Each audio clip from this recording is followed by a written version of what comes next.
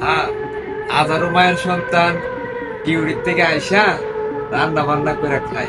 এই যে পেঁয়াজ টমেটো এটা রাখলাম, আর এই পাশে হচ্ছে লাউ, লাউ সাথে করে একটা আলু ক্যাপসিকাম দিয়ে দিলাম। তারপর হচ্ছে এদিকে ডিম ভাজি করে রাখছি, ডিমটা হচ্ছে খায়া ঘুমে যাব। আর রান্না বান্না কইরা এগুলো হচ্ছে আগামীকালকের জন্য রেখে দেব। এই পাশে হচ্ছে মাছ, মাছগুলো হচ্ছে কুইটা রাখবো আর কি, তারপরে ভাজি কইরা এগুলোর সাথে দিয়া রান্না করবো। হাজারো মায়ের সন্তান আমি না শুধু, ডিউটি থেকে আইসা এভাবেই রান্না বান্না কইরা খাইতে হয়। এটাই প্রবাস জীবন।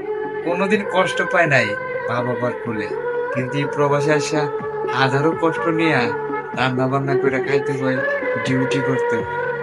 আসলে সহ্য দিছে আল্লাহ, সহ্য যদি না দিত এই প্রবাসে হয়তো থাকতে পারতাম না এত দুঃখ কষ্ট যন্ত্রণা নিয়ে।